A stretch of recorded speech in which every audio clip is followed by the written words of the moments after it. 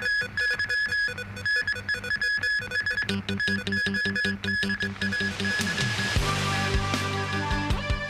government official speaks out on residents' garbage disposal at housing estates under the solid waste charging scheme. Donald Trump secures a resounding victory at the Iowa caucuses.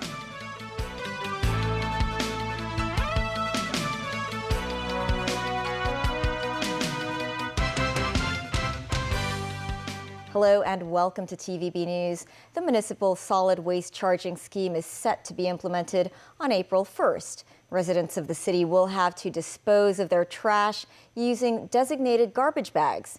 Secretary for Environment and Ecology Wang has urged property management companies not to handle residents' rubbish to prevent them from breaking waste disposal-related laws. Timothy Lee has our top story.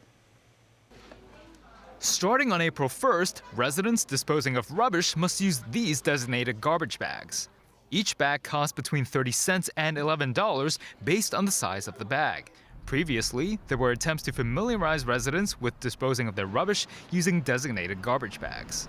Two similar measures were tested at the Amoy Gardens housing estate in 2014 and 2017 respectively, but around 30% of residents did not follow the disposal rules. Some property owners' committees believe at least 20% of residents will not adhere to the upcoming measure. Some members of the property management sector said they will help residents by preparing the designated bags for those who wish to dispose of their trash at refuse rooms in order for them not to be penalized.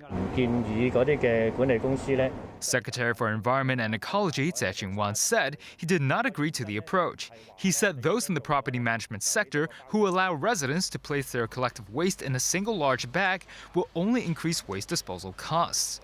Tse said the goal of the rubbish disposal charge is to encourage individuals to be responsible for their own garbage. Chief Executive John Lee said he has tasked relevant departments with strengthening waste disposal-related education. He said they will organize lectures, press conferences, and other promotional activities to educate the community. Meanwhile, authorities will provide a designated garbage bag with a 15-liter capacity for each elementary school student in hopes of promoting the scheme to the youth. The government earlier announced 3,000 locations comprising convenience stores and supermarkets where residents can purchase the designated bags. They will be available for sale as early as the 26th of this month. Timothy Lee, TVB News. On the 10th day of former media tycoon Jimmy Lai's national security trial, judges ruled that an expert witness's evidence is admissible. The ruling came after the defense argued the evidence could not prove a strong connection to the case. Lai earlier pleaded not guilty to 1 count of sedition and 2 charges related to the national security law. Mimo Singhai reports. Once again, armed officers and police dogs were on guard outside the West Kowloon Law Courts today. As the national security trial of Jimmy Lai entered its 10th day, the court decided to accept the prosecution's submission to use 2 reports as evidence of an expert witness, Wang Chair Professor of Chinese and Comparative Law at City University of Hong Kong. Before the ruling, the defense argued that expert witness evidence cannot reflect Lai's state of mind because it focuses on influences that may be brought on Hong Kong under foreign sanctions. The defense also argued the prosecution has to prove the causal relationship between Lai's requests for foreign sanctions against China at the SAR and sanctions that were eventually imposed by the US. After considering the arguments, the 3 judges believe Wang's reports can be accepted. Judge Alex Lee said the reports can help the court understand the meaning of sanctions. Judge Esther To, meanwhile, said the reports offer concepts to the case. The 3 judges also said the evidence can enhance the court's understanding of the history of foreign legislation. The hearing has been adjourned until Wednesday. The prosecution will call former Nix Digital CEO Zhang Kim-hong to testify in court. Mimo Singhai, TVB News. Former U.S. President Donald Trump has secured a resounding victory in the first 2024 Republican presidential contest in Iowa, asserting his continued dominance over the party despite a litany of legal troubles. Daniel Rao tells us more.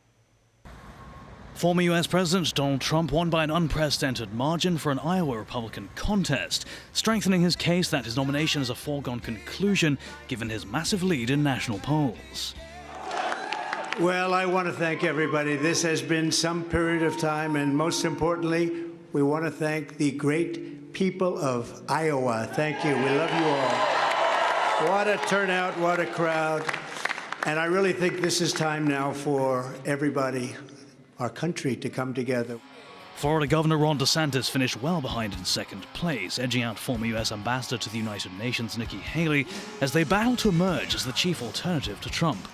With 95% of the expected vote tallied, Trump had 51%, while DeSantis was at 21% and Haley 19%, according to Edison Research. The victory margin far surpassed the previous record of 12.8 percentage points for Bob Dole in 1988. Entrepreneur Vivek Ramaswamy ended his long-shot presidential bid after earning just under 8% of the vote and endorsed Trump in a speech to supporters. Trump's performance reflects his continued popularity among Republican voters. That's despite 2 impeachments, his involvement in the January 6, 2021 attack on the US Capitol by a mob of supporters, and his 91 criminal charges for allegedly trying to overturn the 2020 election and retaining classified documents after leaving the White House. Trump captured a majority of Iowa Republicans who put immigration as their top concern, and a majority of those who said the economy was their main worry. Trump took aim at current US President Joe Biden's immigration policies in a speech following the Iowa victory. And we're going to have to deport. We're going to have a deportation level that we haven't seen in this country for a long time, since Dwight Eisenhower, actually. So I don't want to be overly rough on the president, but I have to say that he is the worst president that we've had in the history of our country. He's destroying our country. Iowa has historically played an outsized role in presidential campaigns due to its early spot on the campaign calendar. However, the winner of Iowa's Republican caucuses did not go on to secure the nomination in the last 3 competitive contests in 2008, 2012, and 2016. Republicans in the more moderate state of New Hampshire will choose their nominee 8 days from now. Polls show Trump with a smaller lead over Haley there, with DeSantis far behind. Dan Rowell, TV News. Also in the United States, a showdown at the border where the drowning of a migrant woman and 2 children last week is fueling the latest feud between the Biden administration and Texas officials. More details from NBC News. Tonight, tragedy on the Rio Grande, escalating a border battle between the Biden administration and Texas, centered around federal authorities' access to the border. The Department of Homeland Security issuing a letter to the state's attorney general demanding Texas immediately cease and desist any actions that block Border Patrol's full access to the U.S.-Mexico border in and around the Shelby Park area. That Eagle Pass Park, near where a migrant woman and 2 children drowned late Friday. The rescue response highly disputed. The White House stating Texas officials blocked U.S. Border Patrol from attempting to save the migrants. Texas authorities calling that wholly inaccurate, sharing by the time Border Patrol requested access, Mexican authorities were already recovering the bodies. It's devastating to imagine that state officials would know that people were drowning in the river, particularly children, and block Border Patrol from going and saving them. Just hours before the drownings, the state's governor defending its border presence. Texas has the legal authority to control ingress and egress into any geographic location in the state of Texas. Back in Eagle Pass, 700 white crosses, marking the estimated migrant deaths over the last year. And tonight, DHS is giving Texas the deadline of this Wednesday to stop blocking Border Patrol, or they will further matter to the Department of Justice. Iran's Revolutionary Guard said they had attacked the spy headquarters of Israel in Iraq's semi-autonomous Kurdistan region and launched strikes against Islamic State in Syria. This comes as Houthi rebels fired a missile, striking a U.S.-owned ship off the coast of Yemen in the Gulf of Aden as tensions in the Red Sea continue to escalate. Meanwhile, Hamas released a video showing what it said were the bodies of 2 Israeli hostages it claimed were killed in Israeli airstrikes. Daniel Rowell again. A missile striking a U.S.-owned ship on Monday just off the coast of Yemen in the Gulf of Aden. This less than a day after they launched an anti-ship cruise missile towards an American destroyer in the Red Sea. Houthi military spokesman Brigadier General Yahya Saree claimed the attack in a recorded television address that aired on Monday night. He said the Yemeni armed forces consider all American and British ships and warships participating in the aggression against our country as hostile targets. The attack on the Gibraltar Eagle further escalates tensions gripping the Red Sea after American-led strikes on the rebels. The Houthis' attacks have roiled global shipping amid Israel's war with Hamas in the Gaza Strip, targeting a crucial corridor linking Asian and Middle East energy and cargo shipments to the Suez Canal onward to Europe. Yossi Sharabi and Itai Sfersky urged Israeli Prime Minister Benjamin Netanyahu to halt the war. They said they were living in difficult conditions without enough food and water and were in danger of Israeli airstrikes. At the end of the video, it then displays what was said to be the lifeless bodies of Sharabi and Sfersky. It's not known when the videos were made. Still ahead, fewer than half of the first batch of imported minibus drivers passed their driving exam in the city. And Foreign Minister Wang Yi on a visit to the North African nation of Tunisia.